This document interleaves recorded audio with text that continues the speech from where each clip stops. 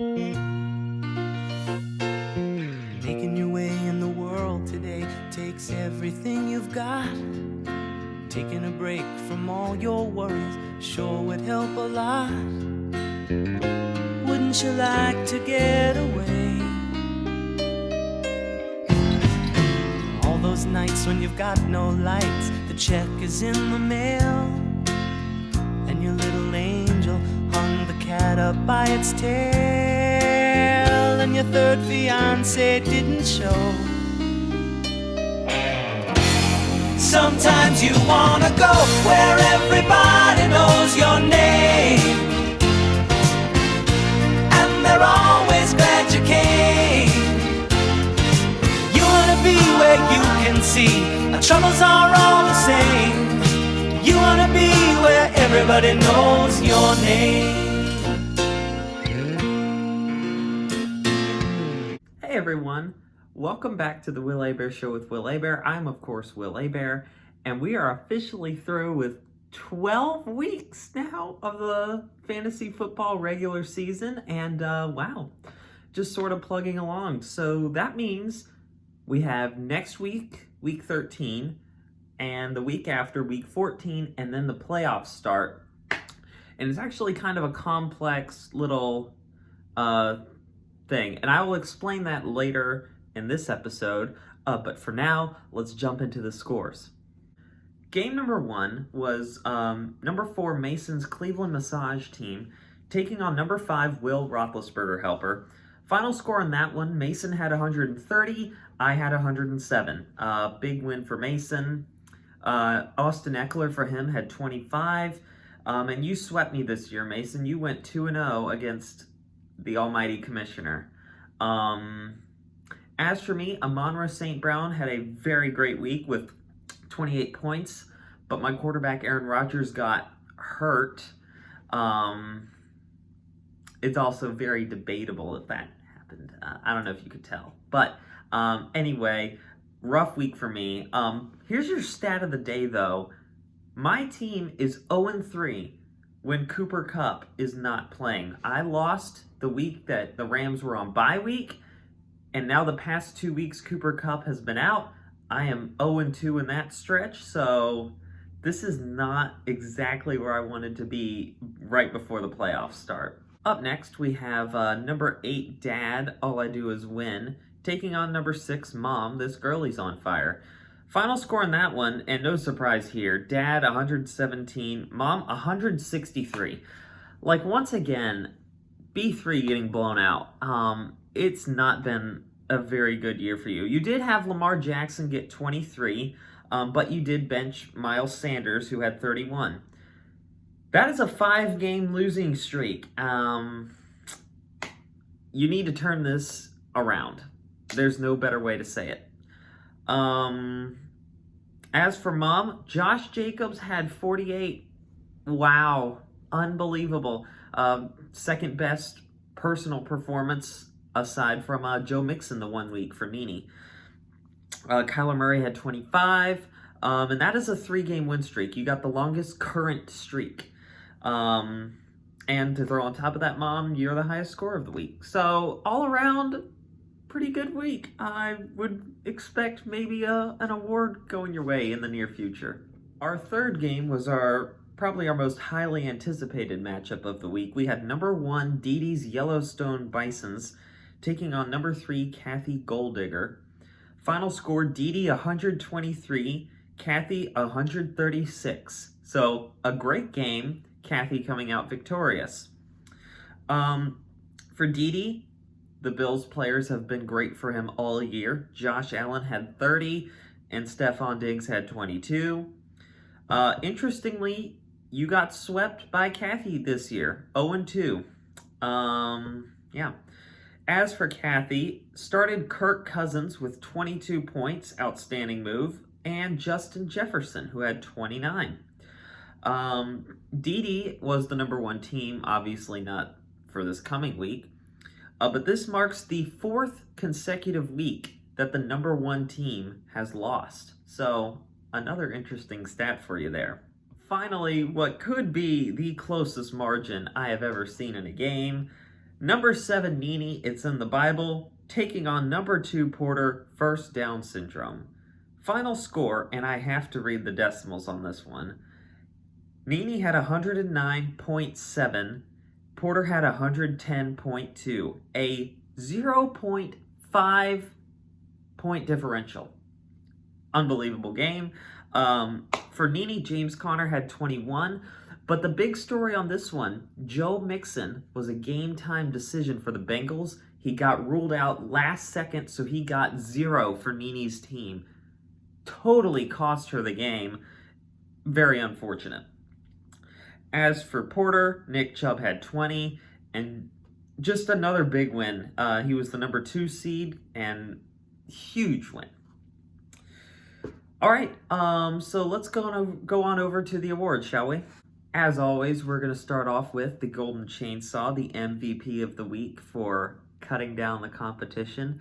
And this goes to Mom, as kind of already foreshadowed earlier, but being the highest score of the week, longest current active win streak, and as you're going to find out in another minute here, she is no longer the 6th seed. She's finally out of that cellar. So, congratulations, Mom. Golden Chainsaw, well earned.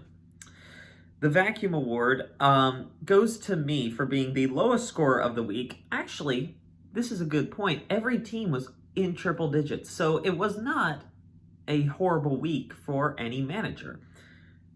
I'm just trying to make myself look good here. But I was the lowest scorer, winless without Cooper Kupp, looking pretty helpless. One would compare me to the literal Los Angeles Rams. I need Cooper Kupp back. But this also brings me to the meme of the week, so check it out. We gave him the friggin' game. In my opinion, that sucked. What's that? Playoffs? Don't talk about it. Playoffs? You kidding me? Playoffs? I just hope we can win a game. Insightful foresight. This one goes to Kathy. Started Kirk Cousins over Tua Tagovailoa.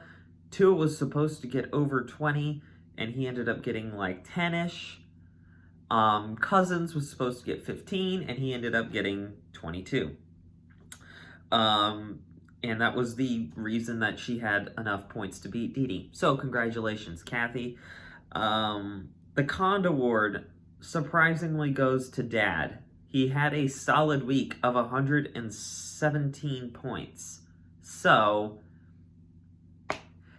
I'll give it to you this week, Dad. You did go up against the top scorer by far, 163. So you had no chance no matter what you did. So Cond Award. On to the AP poll.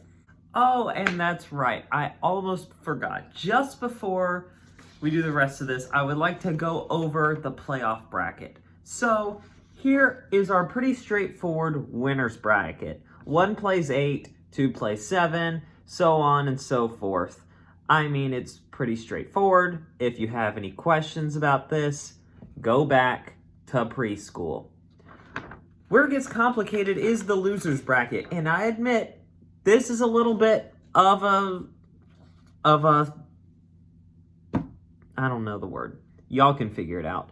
But the 4 teams who lose in the first round are then put in their own separate miniature bracket for the 1 seed. So if you lose in the first round, aka Dad and all the other teams, you will have a shot at the number 1 pick.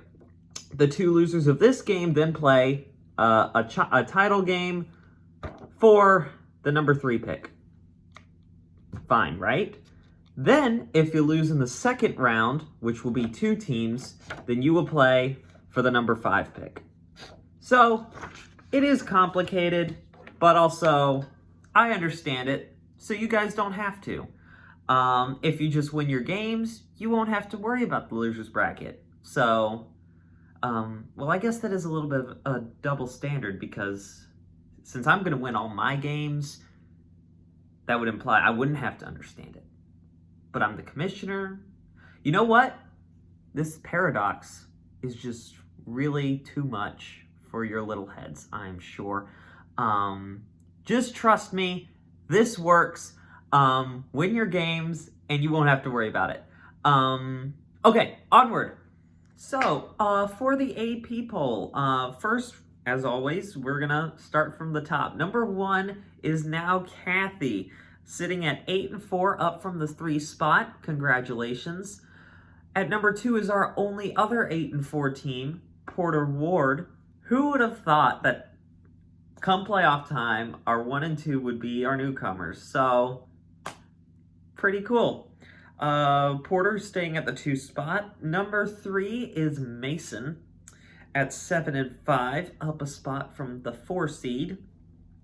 At number 4, also at 7-5, is Dee Dee, down from the 1 spot. So, there we go. At number 5 is Mom, sitting at 6-6 and up from the 6th spot. And our other 6-6 team is me at number 6. There were a lot of 6s in there. If I'd kept listing them, that could have gotten risky. Number 7 is Nini, 4-8, and I assume that you have virtually clinched the 7 seed. I mean, Dad's not catching up from number 8 at 2 wins and 10 losses. I don't see that happening. Sue me. But yeah, this coming week should be very telling about where the standings are going to be. Maybe we get some clinches or whatnot, so we'll have to see. Speaking of next week, we have some good games for you. Next week, week 13. First and foremost, we have number 6, Will, taking on number 7, Nini. Should be a good game. Number 2, Porter, takes on number 8, B3. Good game. Number 5, Mom, takes on number 4, Dee Dee. Actually, very huge in determining standings, so watch for that one. And then finally, number 1, Kathy, takes on number 3, Mason. Should be a great week for fantasy football. I'm looking forward to it. I think that wraps us up for the Will Bear Show with Will Bear. I am Will Bear. Make sure to check your fantasy lineups. If you have any questions, call me. Until next time, bye.